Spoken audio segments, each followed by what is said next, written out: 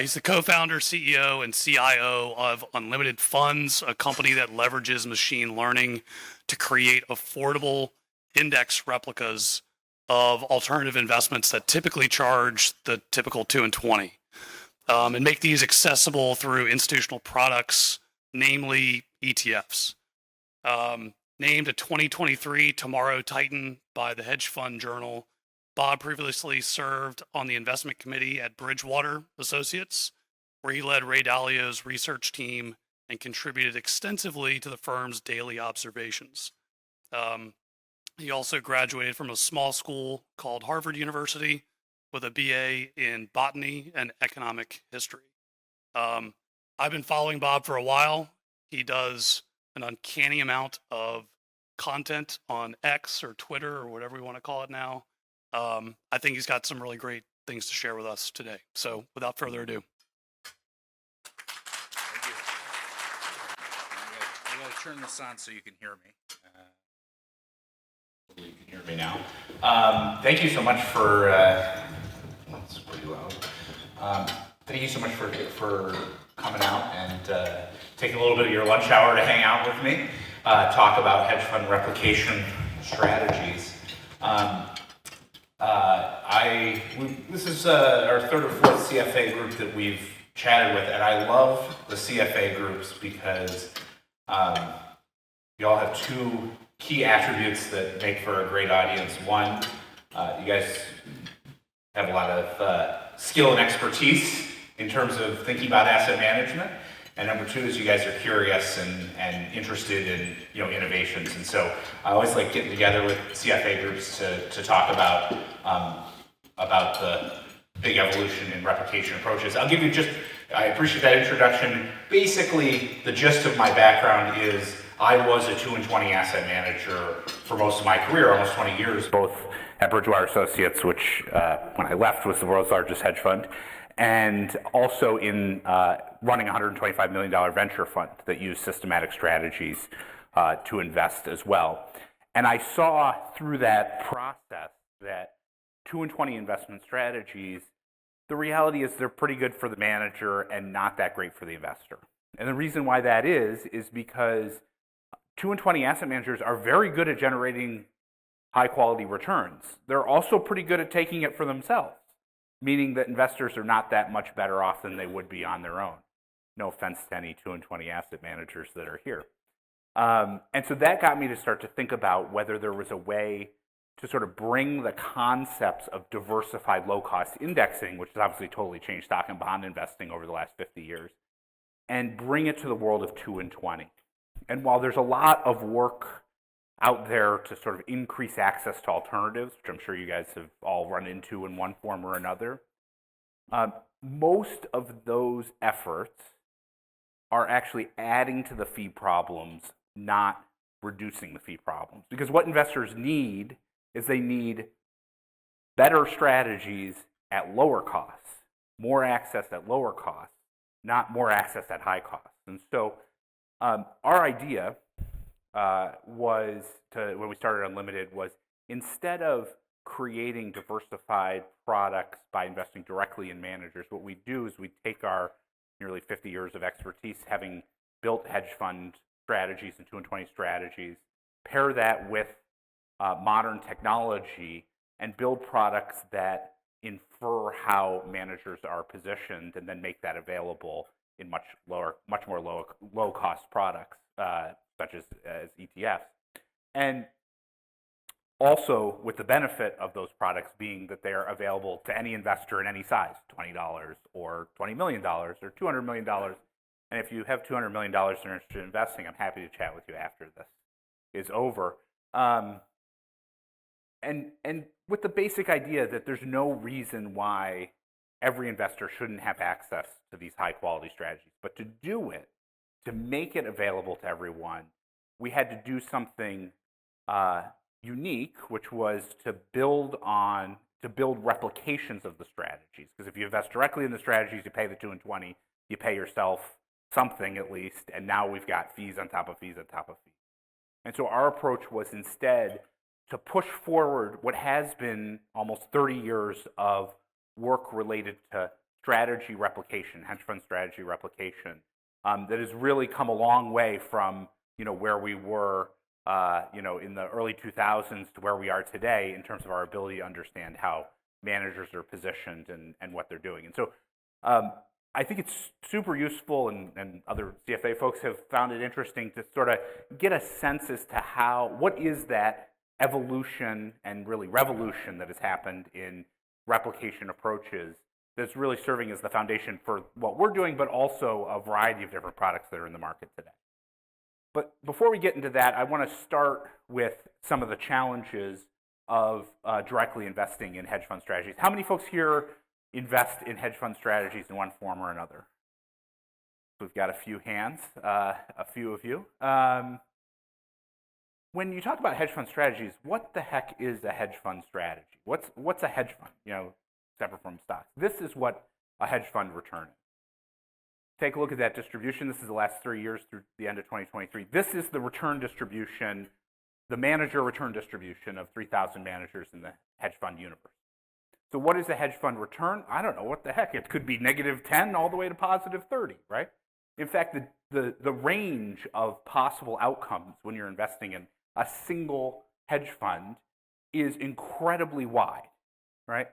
You can have any one of these returns at any point in time. And so one of the challenges that many people face when they're looking at investing in a hedge fund is a lot of individual manager idiosyncrasy. So you may, for instance, invest in a global macro manager, but that manager's success or failure during a period of time can create wildly divergent returns. It's like, investing in a single hedge fund manager is like picking a single stock in the S&P 500. You might get NVIDIA, or you might get Eli Lilly today, right? One of the two. You don't know, right? And there's a good reason why you invest in more diversified products necessarily than trying to do individual stock picking because of the wide distribution. So it's very hard. The first challenge with individual hedge fund manager investment is there's a very wide distribution. The second challenge with individual manager selection is that there is no manager outperformance persistence beyond random in the hedge fund industry. Now let me say that again. That's a big deal, a big thing, which is when you look through time and you look over the last 25 years, what you see is that any individual manager may outperform in a particular period, but their odds of outperforming in the subsequent period is no better than random selection. What that means is that if you can't pick outperformance persistence, we call it elusive persistence. If you can't pick outperformance, then you're much better off creating diversified portfolios and getting the benefits of diversification, which of course are well known, relative to the uncertainty and frankly implausibility of picking individual managers that will persist in their positive performance. And so what we show here, this is a look at 10,000 hedge fund managers, their performance through time over the course of the last 25 years. And on the left-hand side, what we see is the probability that a manager will persist in their outperformance over year. So what we see here is, year one, the odds that you're in the top decile or the top half is 50%, or the top quarter 25%. So that's almost definitional. But what you see is the probability of persistent performance is essentially no better than the black line, which is just randomly selecting, right? So, if you randomly select in one period, 50% are in the top half, the odds that, in 2 periods they'll be in the top half in both is 25%, then 12.5%, 6.25%. So no better than random selection. Similarly, if you look at, that's for return, people say, well, what about Sharpe ratio? If you look at high or low Sharpe ratio funds, what you see is basically the same exact outcome, what we see here on the right, which is that an index of, if every year you sat in December and you said, I only want to take the best Sharpe ratio funds and invest in them in the next year, versus just investing in the overall industry in an index way, what you see is basically they're the same. Now, that's a pretty radical thought that there is no hedge fund manager outperformance persistence better than random, but it is an empirically based thought, right? When you look through time and you see what's happened, what you are getting when you invest in managers is the hope that you'll get a persistent outperformer, but the odds are that you will not. This is another lens of looking at it, which is to basically say, let me pick a fund that was in the top 50% or the top 25%, top quartile. We're all looking for top quartile managers. Pick those top quartile funds, and then let's look at how they perform in terms of their quartile in subsequent years. So we've divided this up by different strategies here. And what you see here is, again, taking that universe of top quartile funds, what's the probability that they're in the top quartile in years 1, 2, 3, 4, 5 subsequent versus the second versus the third versus the fourth.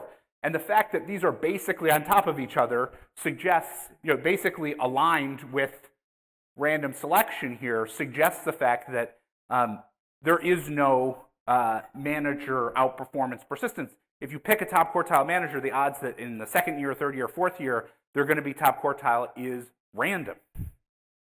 Random.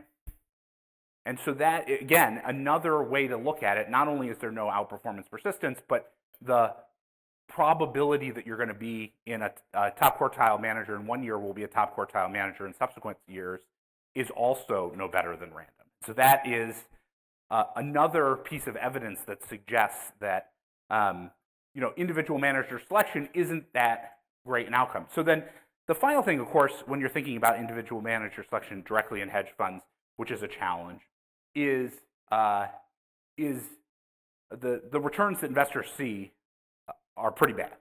And so here's a simple example. Managers generate plenty of alpha relative to the risk that they're taking.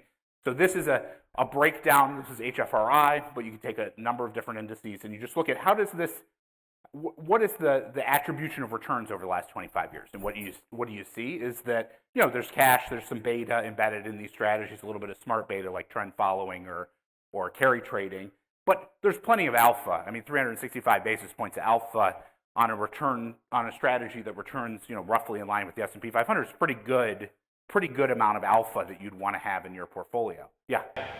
Does your data include multi-strat funds? Yes. It does. How big is it, and would the results remain the same for that? Yep.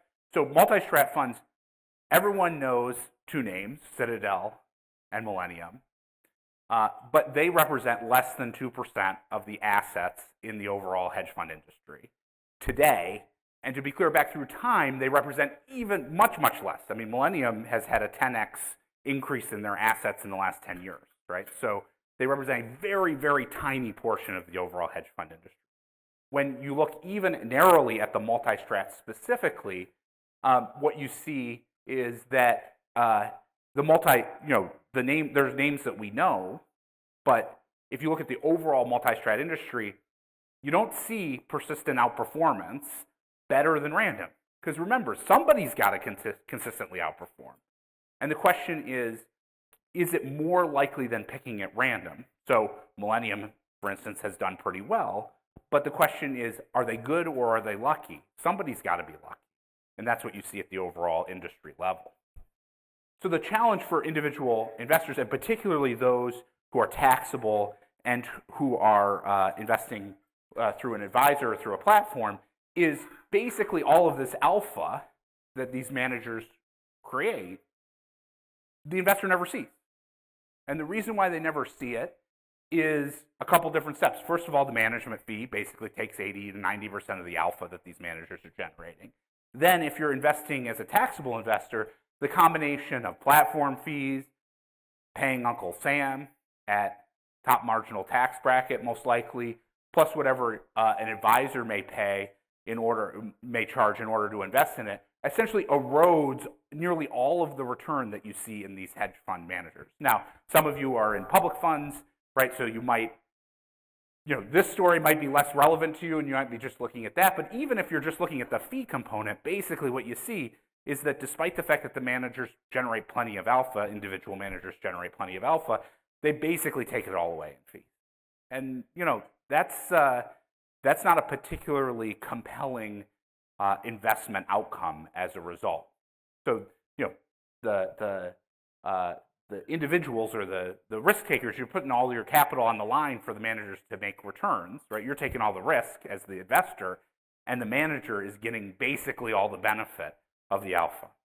And so that the combination of those things, those challenges with individual manager selection, started to raise the question really a couple of decades ago, which started sort of in the mutual fund space and then went to the hedge fund space, about whether there was a way to get around investing directly in managers, but instead figure out a way to understand what managers were doing and replicate that approach in a way that would be a lot lower cost, could be more strategy diversified or manager diversified.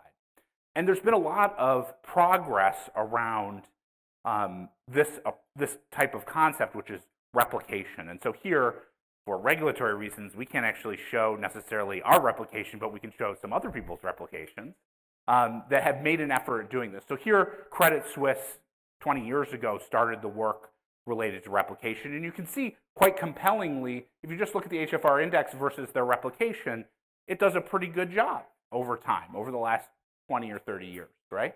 Both on a total return basis and on a correlation basis, able to, in an out-of-sample way, do a pretty good job of capturing how things are going. And this ability to replicate how these returns are working is really, today, a function of a number of different steps that have gone on through time. And I think this is kind of, I like to talk about replication in this context because both because it is, today's replication approaches are really standing on the shoulders of all the work that's been done before, and also to highlight the fact that you might have heard of replication 10, 15, 20 years ago, but today's replication is pretty different from what happened, where we were just 10 or 20 years ago. So replication really started as a concept with Sharpe, yes, that Sharpe, of the Sharpe ratio, in the late 90s, or in the early 90s, I should say, where he started to look at mutual fund managers, and particularly look at mutual fund manager alpha, mutual fund equity manager alpha, and said, I bet I can understand what they're doing to generate their alpha or their excess returns in the context of different factor risks that they might be taking. And because I can do that, I can start to think about how I can basically start to think about how can I essentially replicate what they're doing in a way that doesn't force me to have to pay mutual fund manager fees, in the 90s. And that really set the foundation for then what came in the early 2000s, which was this idea of moving away from mutual fund managers to start to think about hedge fund managers. And for those of you who are around investing and allocating in the early 2000s, that was a hot time for the hedge fund industry. And that's when Andrew Lo started to work on this core idea of saying, is there a way to basically back out the type of risks that hedge fund managers are taking over time? Now, his first work, which at the time was pretty novel, was simply taking, say, 5 or 7 different asset class exposures and regressing hedge fund manager returns to those asset class exposures to basically get a sort of core set of betas that hedge fund managers were taking on. And that was pretty novel, and he did a pretty good job and launched some products associated with that. You guys might be familiar with the Alpha Simplex products that he was a portfolio manager for.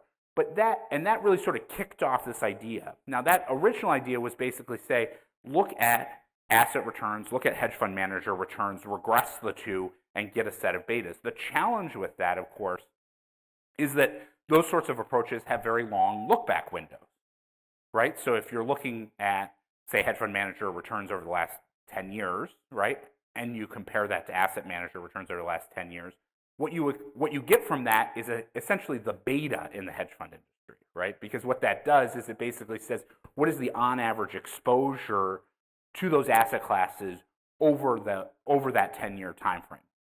That's the challenge with regression. Now you can move it on a shorter regression basis, say a 3-year regression basis, which is a variety of different work that was done related to that. But you're nonetheless constantly sort of challenged with this idea of you're looking at a backward-looking view, and you're looking at a somewhat static view of how managers are positioned. And of course, we know hedge fund managers, they don't move instantaneously, but positions evolve over time. And so that then created, that initial idea created a number of different products that used that approach. And what they were really trying to do was compete with fund to funds, right? And back then, fund to funds were pretty hot. There's more than $1 trillion in fund to funds, and the basic challenge with fund to funds is not only with the fund to funds are you paying the 2 and 20, but you're also paying maybe 1, maybe 1 in 10, very high fees, right? Is the short story to get those sort of returns. And so the idea of these initial products using the Andrew Lo basic methodology was, I bet we can beat fund to funds by simply using longer term regressions or long back end regressions to back out the betas. And you know what? They did beat fund to funds. In fact, these initial replications that were done typically have beaten fund to fund returns over the same time frame by a couple hundred basis points. I mean, pretty good given that that was the goal there and a pretty compelling product. The problem was beating the fund to funds industry is not a particularly high hurdle. And it's certainly a long way away from getting, this type of alpha return or capturing that sort of alpha return. And so that started to create a number of different, the next big step was related to, I'm sure, an area that many of you have heard about, which is alternative risk premium, right? Or factor-based models. So the next big step that really happened post-financial crisis was a set of work, by Cliff Asness, and I'm sure everyone knows who he is, where they were really focused on the different factors that were driving hedge fund returns. So basic concepts, sometimes called smart betas, sometimes called factors, basic concepts that you could capture systematically. So things like the growth factor, the value factor, trend, carry, concepts like that. The idea being that in many ways, hedge funds were not just taking on sort of long-term beta positions. They were taking on sort of these alpha views, which is like, value investing is better than growth investing. It's been a little bit of a challenge in the last couple of years, but there you go. Or that carry trading was a compelling investment strategy, that higher carry currencies or assets outperform lower carry currencies and assets. And so what they did is they said, let me take all of those factors, those sometimes called alternative risk premium, sometimes called factors, and let me put them together and see whether that is a good way to capture how hedge funds are performing. And that spawned a set of products that created, created a bunch of factor products that were able to do that effectively, but ran into the core challenge when connecting back to how hedge funds are managed, which is that hedge fund managers don't have static decision rules that determine how they're positioned. Meaning, if you built hedge fund investment strategies, my work was a lot in currencies, take the carry concept as a simple concept.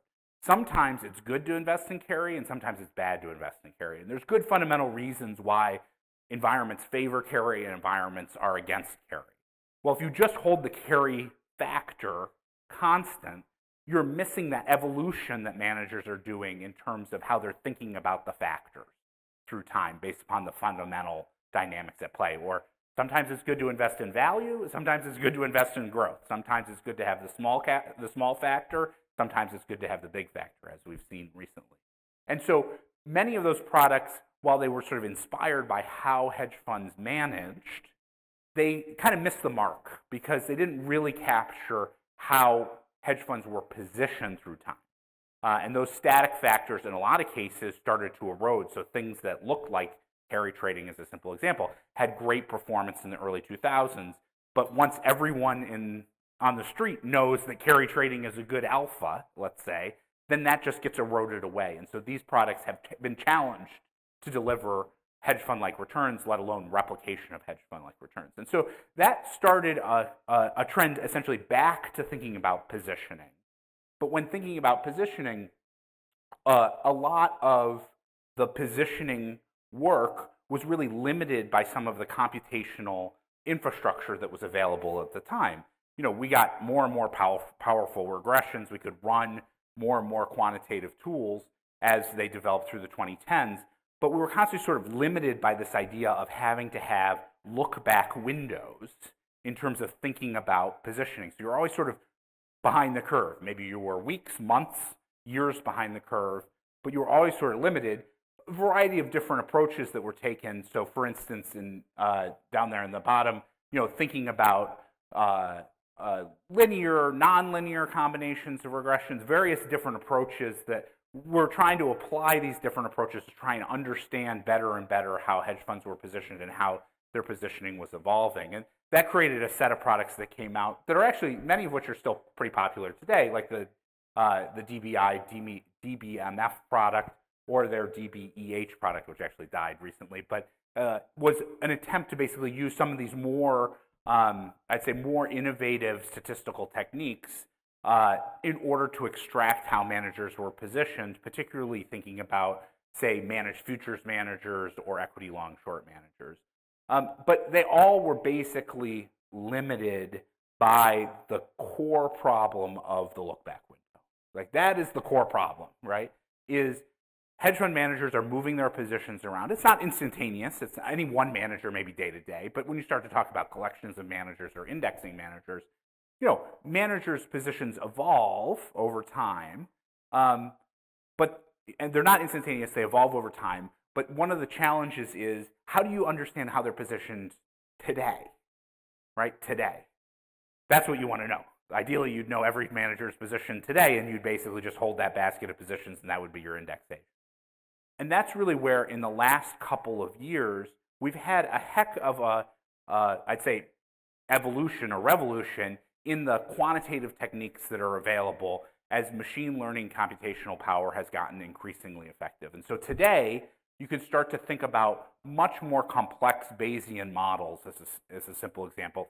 When I say Bayesian model, I mean basically sophisticated Monte Carlo simulations that can be applied to this problem, where you can start to think about inferring positions in much closer to real time by looking at what plausible portfolio describes today's returns relative to the information that describes yesterday's returns and the day before that and the day before that. And I'll go into that in a little bit more detail. But basically, that machine learning step and frankly, the shift in terms of computational, the commercial viability of much larger computational ability means that you can start to apply a much more refined set of understanding of how these managers are positioned through time. And so that has basically created a bunch of new strategies that are coming to the market. Part of it, the return stack products that are out there, and it serves as the foundation of how we build our products, which I'll talk about in more detail. But I think whenever you guys are thinking about replication, and I think this is, you know, there's a whole menu of different things. I've talked about a whole bunch of different concepts, and part of the challenge that when I'm talking to advisors or investors and they're thinking about replication, part of the challenge that they often have is like, how do I figure out if something's a good idea, a good replication or a bad replication, a good product or a bad product? And so part of what I like to do in these sort of conversations is kind of give a set of rules of thumb that you can use when you're looking at these products, kind of understand what makes for a good product and what makes for a product that's going to be a little more challenging in terms of their abilities. And so I really like to break it down into 5 basic questions, which is, what are you targeting? Essentially, is what you're targeting something worth targeting or not worth targeting? Number 2 is, are you targeting the strategy, meaning gross of fees returns, or are you targeting the net of fees returns? Because, you know, you don't really want the net of fees returns of hedge funds. You want the gross of fees returns of hedge funds, right? Number 3 is, what's the complexity, right? Is it sufficiently robust that it's likely to capture what's going on? Is it too complex relative to what's going on? Or is it too simple relative to what's going on? There's different approaches, what we call top-down approaches versus bottoms-up approaches.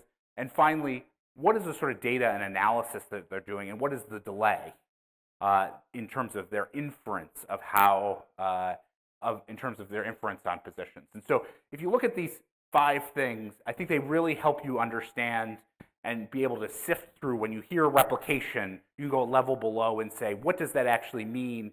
And are they using sort of best-in-class practices or not? So let's get into each one of these things. I mean, which index to replicate? Which of these indexes would you like to replicate? I think the one on the top, right?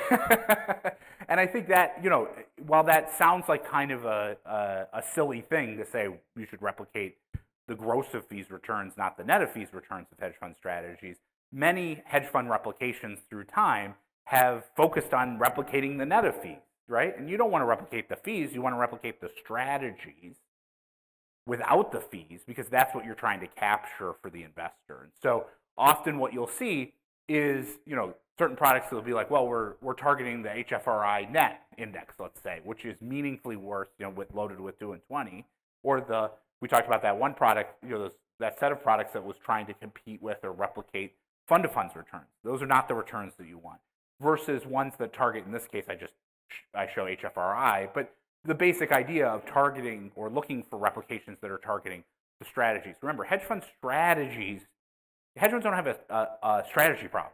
They have a fee problem, right? The strategies generate plenty of alpha, as I showed at the beginning. The problem is the fees are too high. So you want to start with something that's replicating the gross of fees returns or the strategy returns that the manager sees.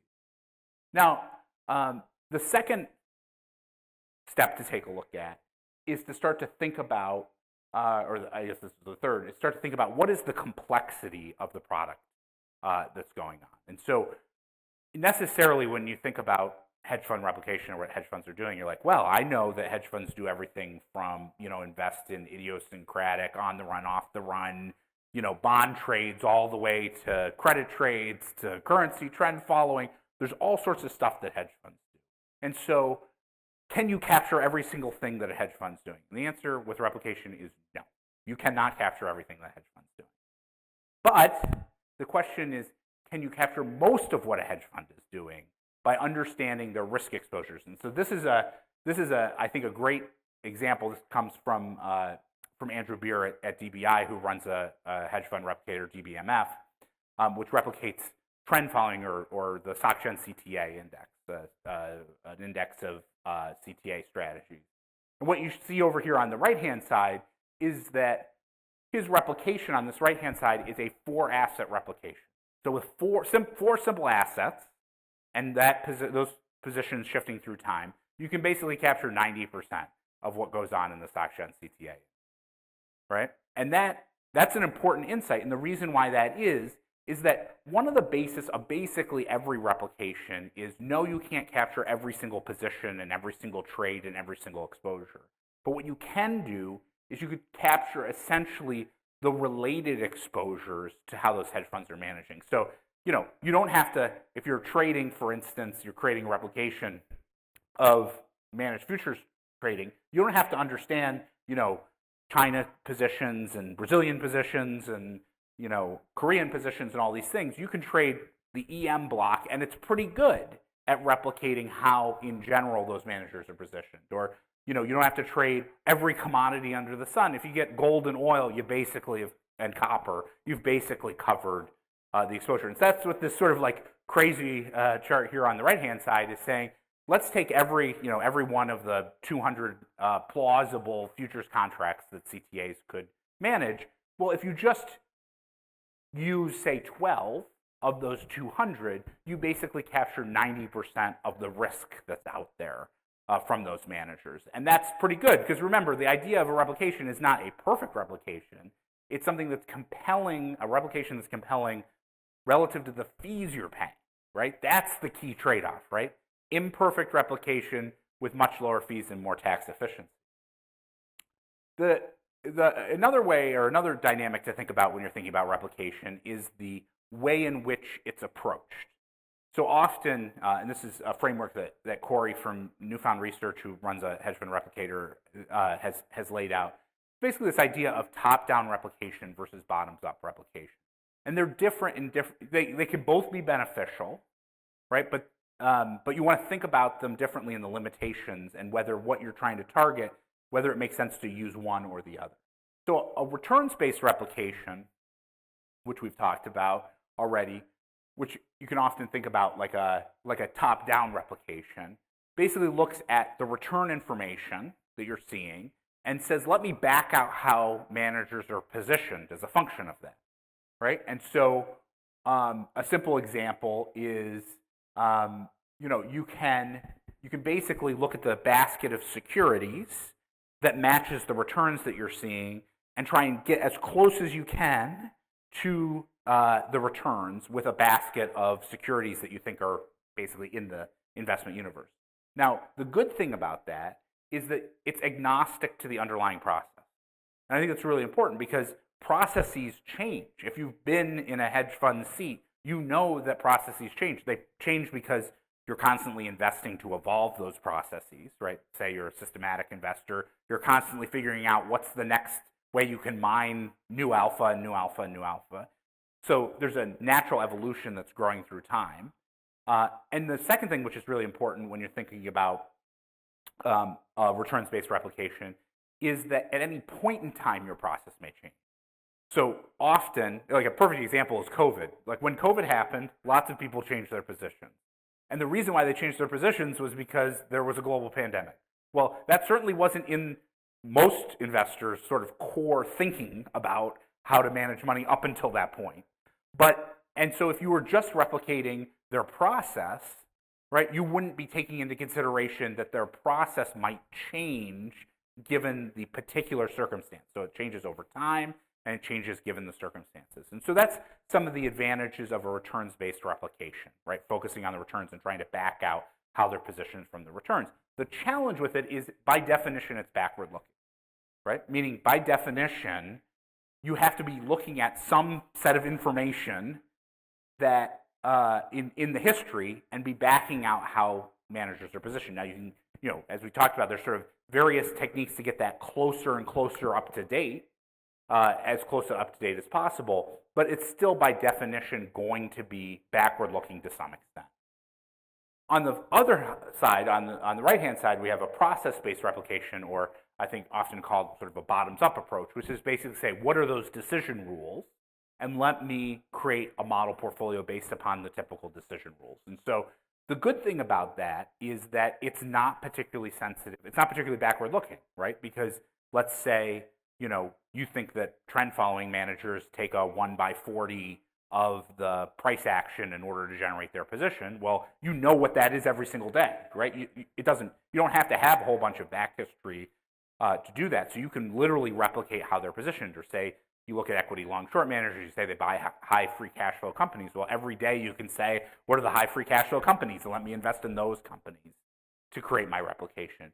But the problem with that is that it's almost always static when it comes to model innovation, right? And almost all hedge fund managers, they evolve their strategies over time. So there's this trade-off when you're looking at these two processes. I'm not saying neither one is necessarily wrong, right? But there's a balance of it when you're thinking about, which one of these two different ones are the sort of core idea that you're applying. And in a lot of cases, sort of the best replications, and we'll get to sort of the best in class stuff, pairs these two things together. So recognizes that you might not know how the strategies are evolving, and so is looking at returns-based understanding, but at the same time is at least constrained by concepts around what is the plausible way in which they're approaching this problem, so you don't get the sort of approaches that are outside the norms of how the managers are actually working.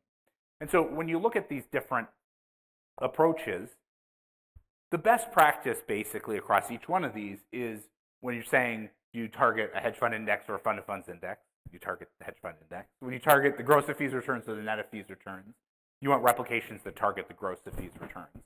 When you think about complexity, you want to think about products that are what I call parsimonious, meaning they have enough complexity to capture, the gist of the exposures that are going on, but they're not so complex that they are creating undue optimization in terms of the way that they're doing their analysis. You want the agility of a top-down approach in terms of position tracking, grounded in the bottoms-up reality of how these managers are actually approaching this problem. And you want data analysis and delay, timely enough data so that you're getting good signal, but you don't want to be moved around by noise, right? That's the classic trade-off. And so these are basically the best practices. When you look at what the products are on the market, almost all the best products in the market basically follow this template. Now, they might have slightly different approaches. They might be targeting different styles of hedge fund managers. They might be doing different things, but they're all basically doing one form of this or another. And so I'll give you, I think, a good example of a hedge fund approach here. This is coming out of a prospectus of one product. I'm not going to name the product because it's not really about the specific product, but it's about how you go through the evaluation approach of a replication. And so here, you get into the prospectus and you look at it. And in this particular product's case, it's a little small for people in the back, but what it says is basically they're trying to replicate the Barclay Hedge net of fees index. So first things first, you look at that, you go, Barclay Hedge net of fees index.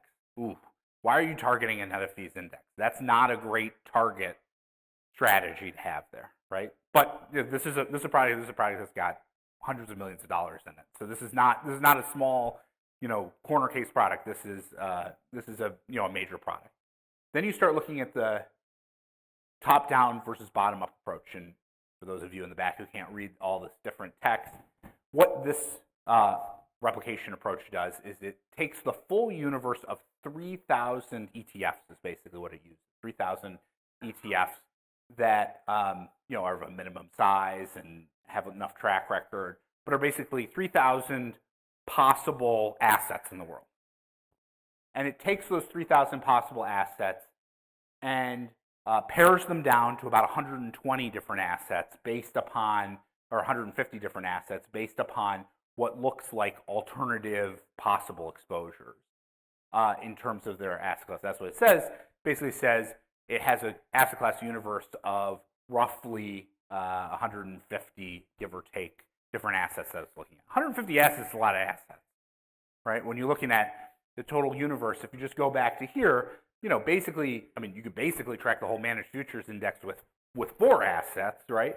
You get a little bit improvement in terms of the model performance with 10 assets. Here we're talking about 150 assets. Like, you start to raise questions like, do you need 150 assets? Are you creating over optimization? Is that really what you need in order to capture what the exposures are? And then finally, when we go to the data analysis and delay, which really gets into the nuts and bolts of how you think about this, what they do here is they take 120-month rolling regression comparing the hedge fund index, the net of fees index, to the performance of these 150 underlying assets, right? A rolling 120-month regression. And so what that raises a flag on is, sure, it's using a top-down approach, right? It's strategy agnostic, but 120-month rolling regression is not a particularly compelling window of time. Basically saying we're capturing the beta of the hedge fund industry, not the alpha of the hedge fund industry. We're capturing the average exposures over a 10-year time frame rather than trying to get a much better sort of timely understanding of how they're positioned. And as I said, this is out of a prospectus. This is a published product. This has got hundreds of millions of dollars in it. This is a benchmark product in the replication space that is not essentially that's failing across many of the key best practices. And so in order to really understand this, you've got to get under the hood to really understand how they're doing what they're doing.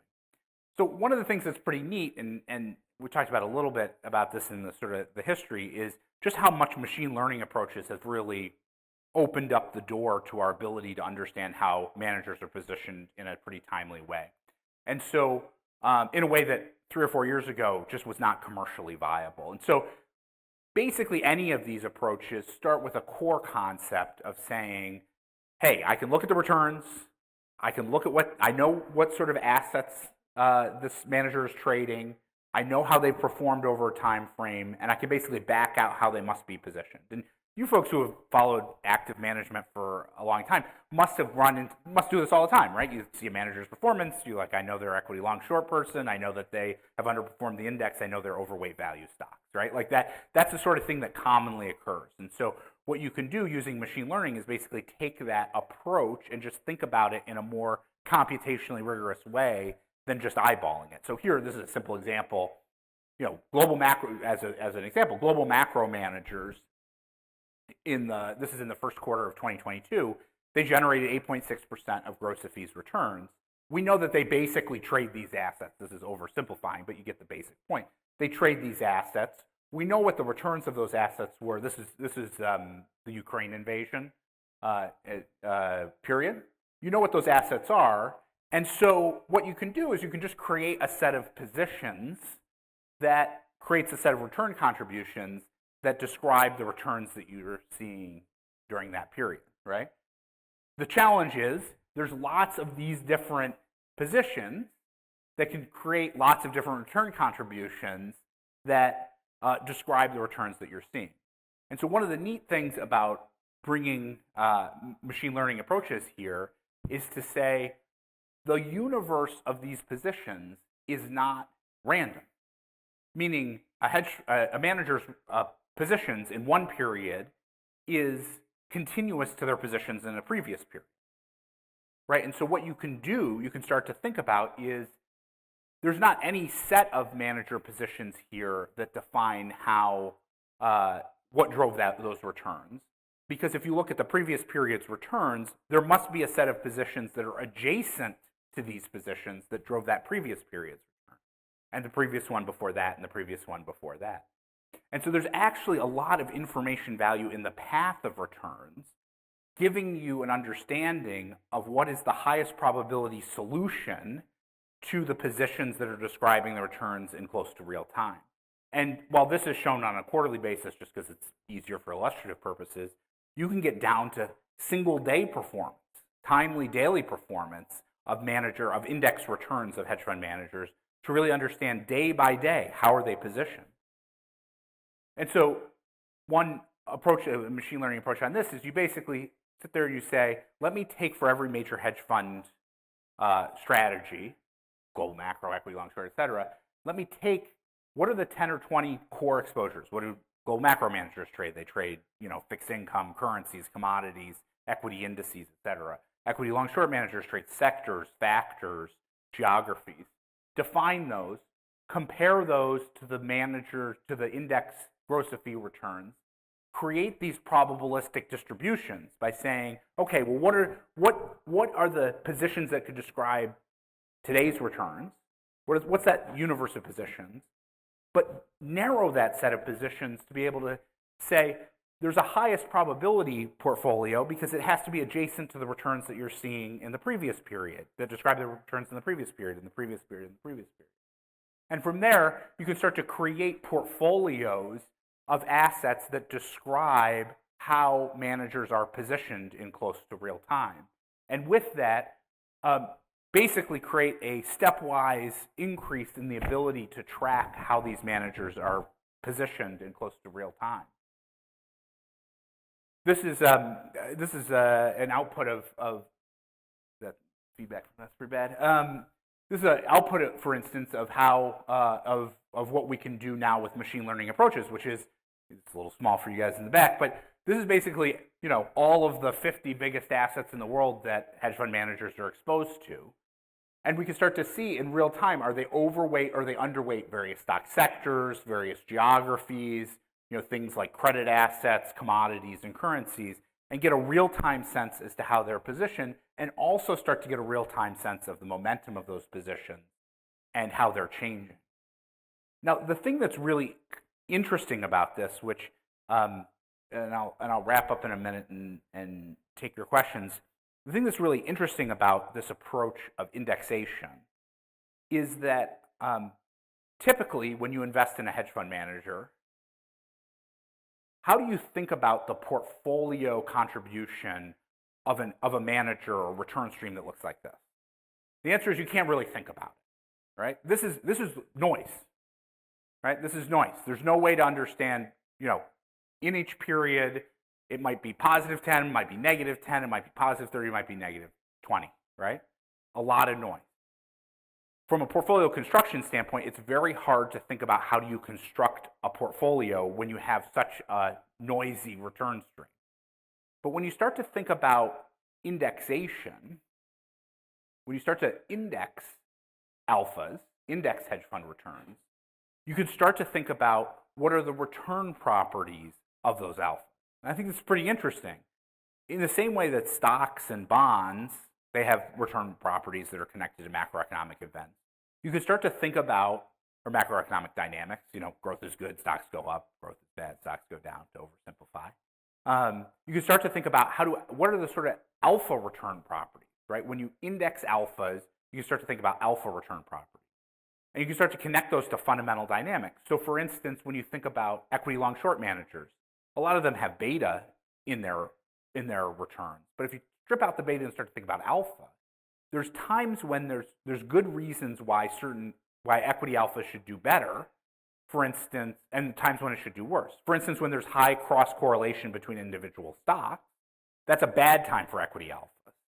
But when there's high dispersion in fundamentals and liquidity that's provided, that's generally a good time for equity alphas.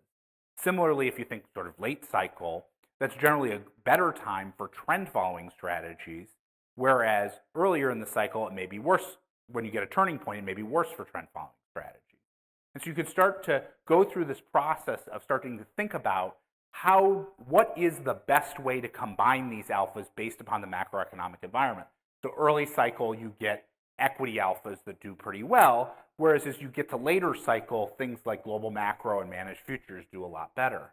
Now, most allocators can't take advantage of these approaches. And the reason why they can't take advantage of these approaches is because you can't get into a fund you can't get into a fund and out of a fund quickly, because it's a huge pain to get into a fund and a huge pain to redeem. And also, you don't have a diverse portfolio of them. You have a lot of idiosyncratic manager risk. And so the result is you're basically stuck in this world of saying, how do you construct the optimal static portfolio of managers and strategies, rather than creating the optimal portfolio at each point in time. But one of the things that's really interesting when it comes to using replication is that replication allows you to change your exposure to certain alphas on a daily basis, right? Because you don't have to create and redeem, you don't have to put money into a manager and redeem a manager to shift your position. Instead, the idea of replication can take those alphas and make them tradable, allowing you to start to think about what is not the optimal portfolio allocation of alphas over time, but what is the optimal portfolio allocation of alphas today given the macroeconomic environment. And so in the same way, there's been huge evolution in terms of thinking about constructing better beta portfolios, leveraging a macroeconomic understanding, concepts like balance across betas and things like that to create a more optimal beta portfolio. My guess is as replication becomes better and better in terms of tracking how these hedge fund managers are performing, we can start to create better and better, more agile hedge fund portfolios that can take advantage of what I'd call strategy switching alpha in a way that's never existed before. That is the end. Questions? Yeah. For a beginner like me, with machine learning, AI, and then inferring what the drivers are, what are some of the what's under the hood of that typically in terms of what the algorithm is? Yeah. Is it just, traditional statistical methodologies employed over wider databases, or is it principal components? What do we? Yep. The best way, there's sort of a whole class, particularly in the machine learning space, around Bayesian models. And you can think about a Bayesian model as running a lot of different probabilistic assessments. So if you go back to this example, just a very simple example here, where you're trying to infer what the returns are here, what you can do is you could basically say, okay, let me start and say the equity positioning is negative 20. Okay, what's all the different portfolios of other assets that would describe this return? Say the positioning is negative 19. What are all the different portfolios? Negative 18. What are all the different portfolios? And basically what you're doing is you're simulating a lot of different portfolios and then assessing the probability that that portfolio makes sense or is the driver relative to other options. And so if you've thought about it, like if you've done sort of Monte Carlo type simulations, that in a lot of ways is sort of the core foundation, conceptual foundation of what these machine learning techniques are doing. They're not, there's obviously like lots of nuance under the hood beyond that, but that's the basic idea, is saying, let me just create a lot of simulations of all the different things that could be going on, and then let me pick what is the highest probability one that's describing what's happening. Yeah. Is it that you are discovering new factor exposures as, in terms of what these are, sort of bringing up, or is it just the nimbleness of your? It's the nimbleness of it, which is, because if you go back to this, right, basically what happened before is you were constrained by having to essentially look at the average position over a period of time, right? And as you shorten that time, you got more noise. And particularly if you think about it, like, let's say a global macro manager is trading 20 different assets, in an 80-20 way, mostly trading exposure to 20 different assets. Well, in order to have even a reasonable regression for a 20 asset portfolio, you certainly can't have less than 20 data points. You really need to have 40 or 60 data points to start to get real inference, compelling inference. And so as a result, now you're looking at an average of 5 years. But when you use these probabilistic models, you could basically, what you do is you look at this and you create, for today, or for whether it's today or the most recent month or the most recent quarter, you say, let me generate all the different possible portfolios that describe that return. And then what you do is you say, let me do it for the previous month and describe all the possible portfolios that describe that previous period's return. And then there's an adjacent set of portfolios to those two, right? That you could basically say, well, of all the different possible descriptions in this most recent period, there must be, there's some set of those that are very close to what was the set of positions that describe the previous month's returns, let's just say. And so you can get a much more timely sense of today. Now, of course, it's always backward looking because you actually have to look at real return, like you have to look at the return information. But it's much more up to date. It's not, you don't have to wait 60 months, right? Because even though you're doing it over, say, 20 assets, by using these Monte Carlo simulations rather than using traditional regression approaches, you don't have to have all that back history in order to do it. You can create probabilistic distributions today and then the previous day and the previous day. And so it gives you a much more timely sense of how these managers are positioned. And some of the stuff that we've done, like often, we're seeing how managers are positioned in a way that's faster than they're reporting to their clients and that they're reporting to, media or being talked about. You can see it.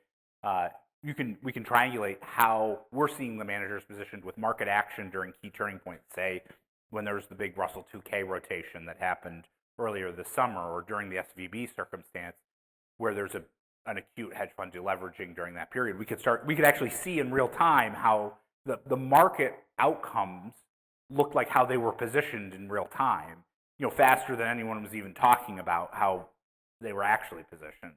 They were managing the money. Yeah. How much risk is tied to the index if the hedge funds simply don't provide you the data? It's a good question. There's been this is kind of a subtle point in terms of the different criteria here. Some folks will approach this by picking a specific index. So as a simple example, DBMF says we're replicating the SocGen CTA index, plain and simple. If people don't, if good managers don't report there, then they're limited by the quality of that index. Other folks, what they'll do is they'll use a set of indices, recognizing that every single index that's available, they all have their strengths and weaknesses. And when you look under the hood, basically there's something like a dozen different hedge fund performance aggregators. And if you look under the hood, basically everyone that you've heard of reports to one or two or three of those, probably doesn't report to all of them.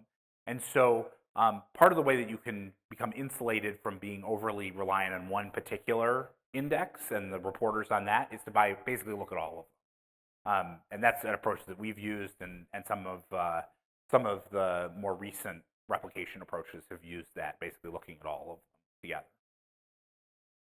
Yeah. Bob, can I ask you to take off your analytical hat for a minute and put on your sales hat and tell us a little bit more about Unlimited and how it delivers a usable value proposition that ends up with execution of a delivery of what you've been describing? Yeah, well, I think for most my sales hat, I'm mostly an analytical guy by trade, but I'll try the sales hat a little bit. I think when you look at most most portfolios can benefit from the introduction of high quality, low cost alpha in terms of a strategic portfolio. And you could see that here, like this is just the HFRI index, but the quality of the performance of the HFRI gross, if you can get close to that, right, of equity-like returns with about half the monthly volatility, about a third of the drawdowns, with about at this index level, like a 60 to 70% correlation to 60-40, that's a pretty good return stream that you'd want in your portfolio. You wouldn't want to put your whole portfolio into it, but you'd want to put some allocation to that. And I think that is sort of the promise of this is that through replication, you can get access to that right-hand column, or returns that look a lot closer to that right-hand column than what is currently available. And if you get something that's close to that right-hand column, you probably want that, at least in part, in your portfolio. And there's a reason I think if you just take a step back, the biggest, most sophisticated institutions in the world who can basically invest in anything that they want, they allocate about 20% of their portfolio to hedge fund returns. And part of the reason why they can do that is if they have enough allocation power, they can get access to those strategies. They can get access to many of them, and they can get access to them at a much lower cost, right? Because they have pricing power when they do those allocations. And so I think in the same way that those institutions have found that something like 20% of their allocation to alpha strategies makes sense because they can do it at low cost and get diversified allocations, ideally, the everyday investor would be able to have access to the same thing. And that's what we're really focused on. I don't know if that's salesy enough for you, but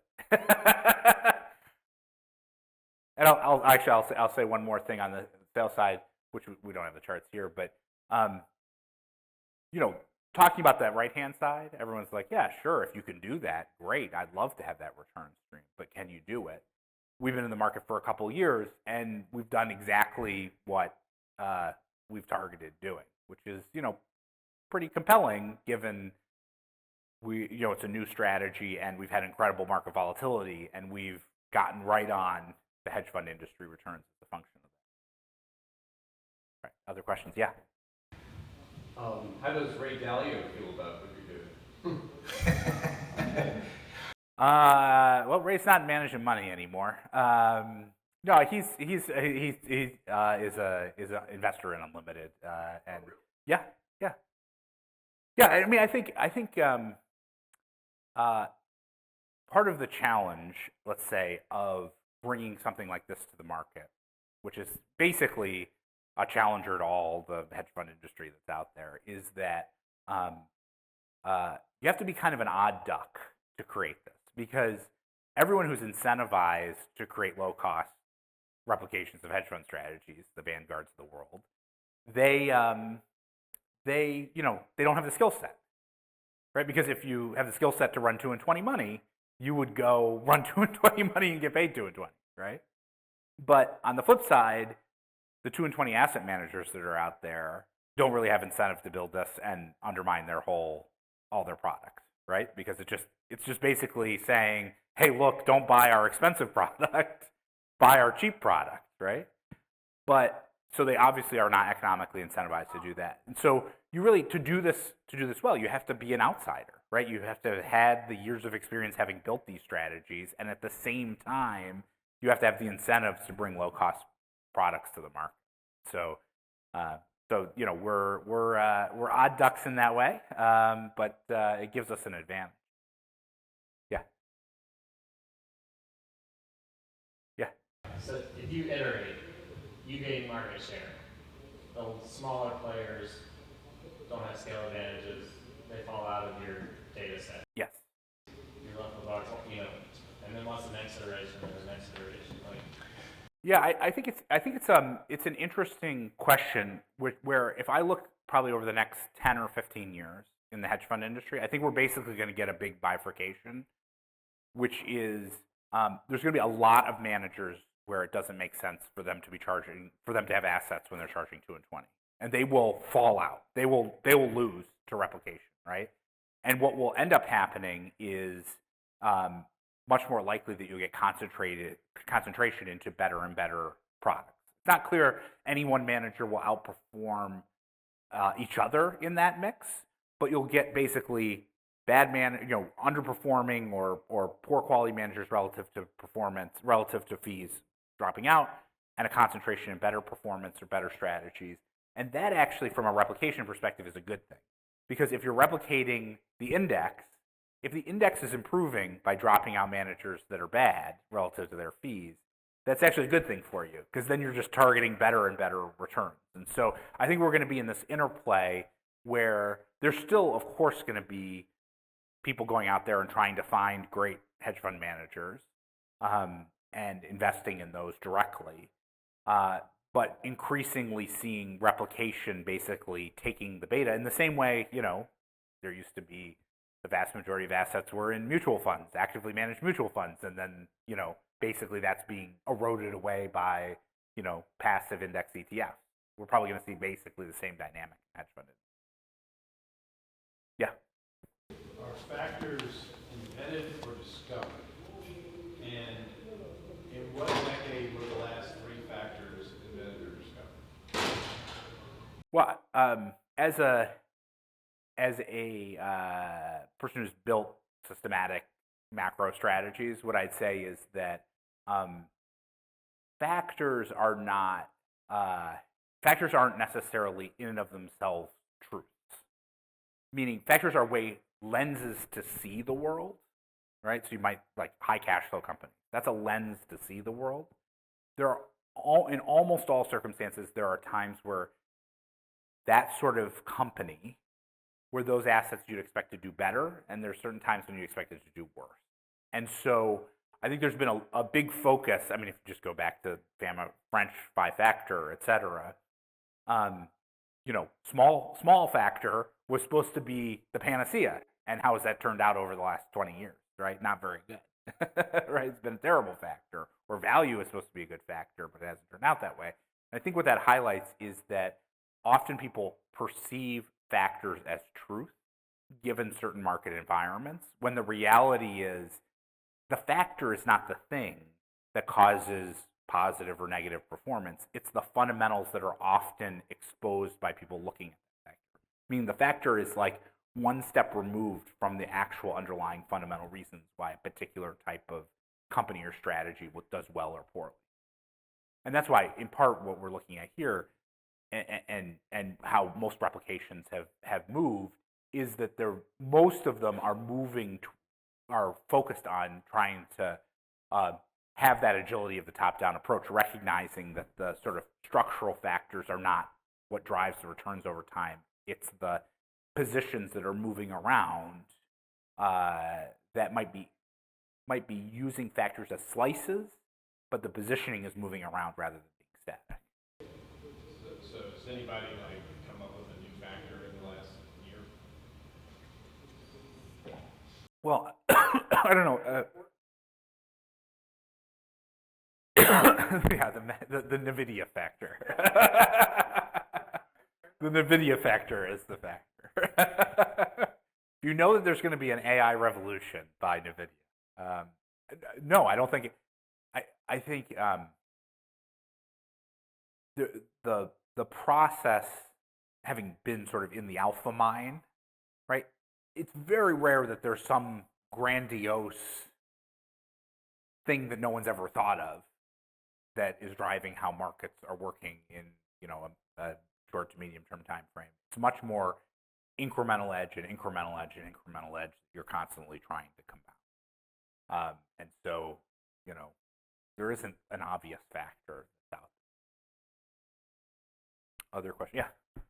What are some of the limitations? I know, talk about the multi-strategy funds, they're running at, 3, 4, 5 times Yep. gross, long, short. I know like Citadel and Millennium are doing a lot of statistical arbitrage, which is very Yeah, which is basically trading liquidity. Right. I'm assuming that you can't really replicate those kind of strategies or those kind of exposure. Yep. But yeah, in like the managed futures space, are 40 Act funds like the ones that you guys are coming out with, are they able to go as long or as short or as high gross exposure? Yep. Yeah, I neglected to mention in this timeline an important moment which happened in 2019 and really became effective in the middle of 2020, which was the rewriting of the ETF rule.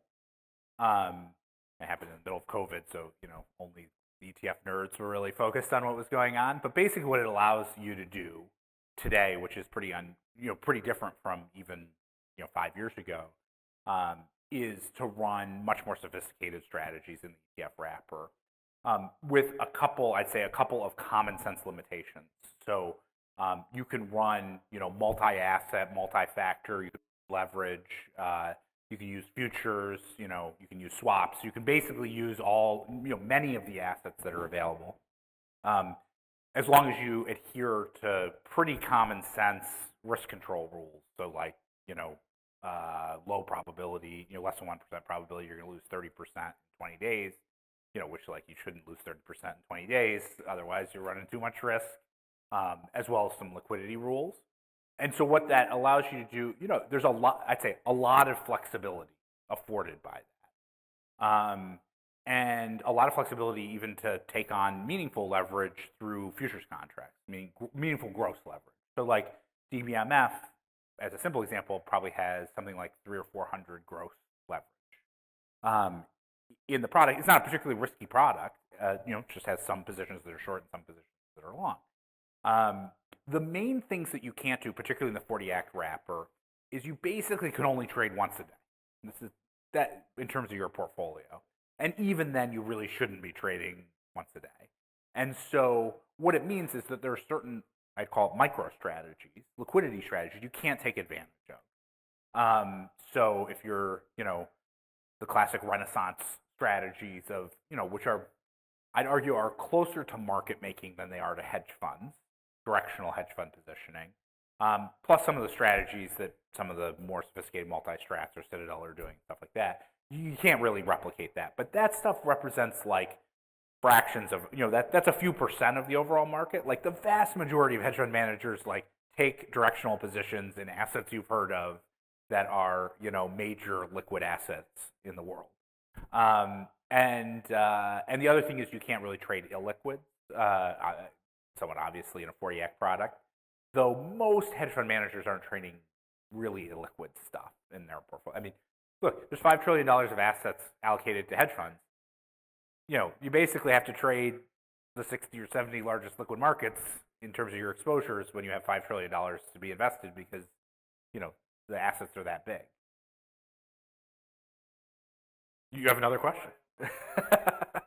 So, and I know we shouldn't, for regulatory purposes, talk too much about like specific fund you're managing, but if you're targeting the overall hedge fund index,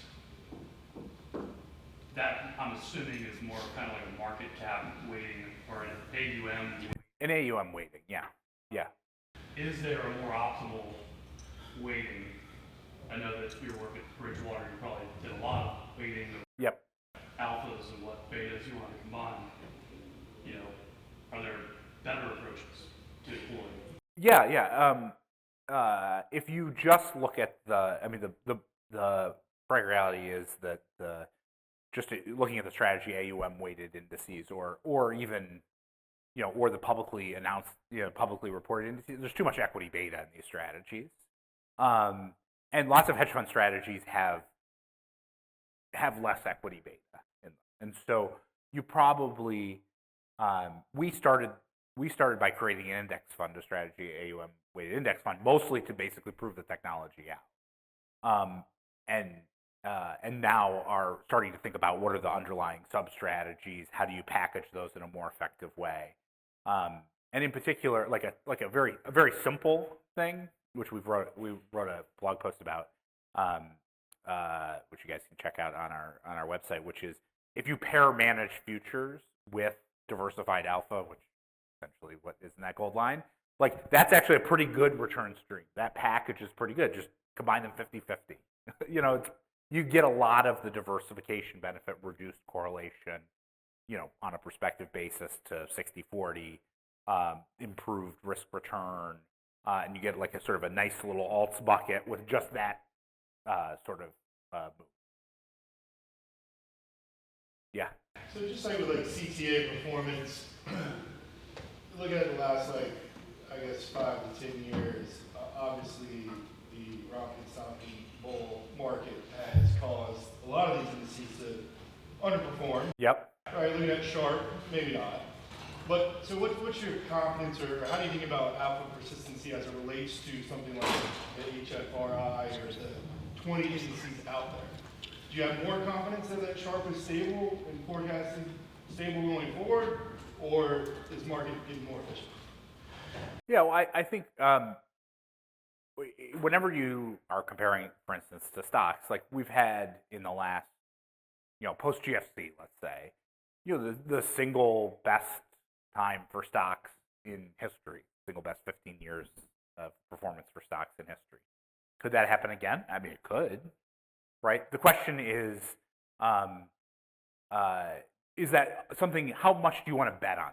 That's the question. And so part of, I think, the reason why you want to allocate at least some of your portfolio to alpha strategies is that, you know, these are the most sophisticated asset managers in the world, and the sort of wisdom of the crowd of what they're, how they're positioned has shown through market environments to generate high quality returns, right? We've had essentially one environment for 15 years, and if that environment shifts, whether it be, you know, for instance, being long bonds, which has obviously shifted and been a challenge for many folks, or being long stocks being favored, if that market environment shifts, you could easily have 15 or 20 years where that isn't a good environment. So, look, anytime you're looking at, you know, prudent asset management always looks like a bad idea when stocks are going up every day, right? When all the junk is going up, and I running a business of prudent asset management, I know this all too well, and I know it from an advisor's perspective that that's a challenging thing. But helping the underlying investor really appreciate that, you know, NVIDIA will not necessarily go up every day forever, and you need to be prepared for that circumstance, even if it means you're underperforming your crazy uncle who's all in on NVIDIA, who rubs it in your face at the Thanksgiving table. So was there any persistency in poor performing managers? In poor performing? Not really, no. No. Part of it, this is a more subtle point. Part of the consistency in poor performing managers is they often drop out of the reporting. And so, because we can only look at the cohorting of managers that actually report through the time frame, this actually there is a subset that does not report that is not included in this analysis. Now that actually favors that means that it's probably even more random because some number of the initially good performing managers stop reporting and we can't include them here. And so this, if anything, looks a little bit better in terms of return persistence than the reality. Yeah, I think the index, like that survival bias is huge. I'm assuming.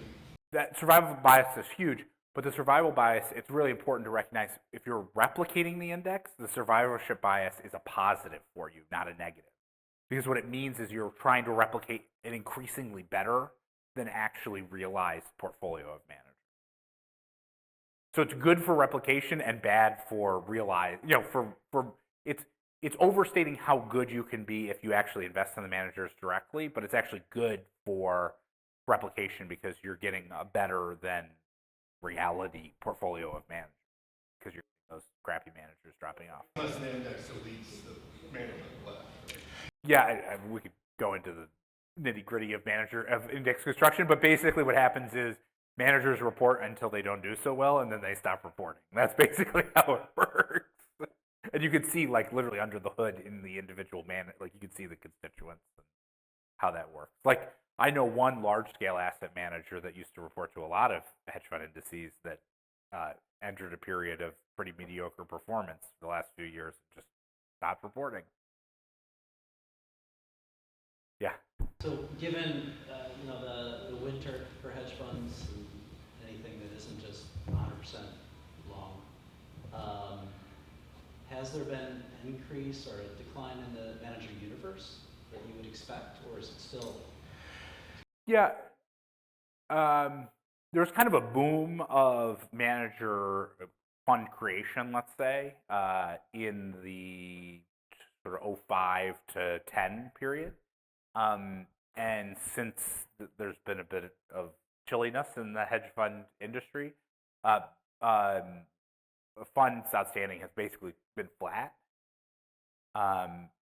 rather than, like in the last 5 years, it's basically been flat rather than compressing quickly. Whereas before it was growing rapidly.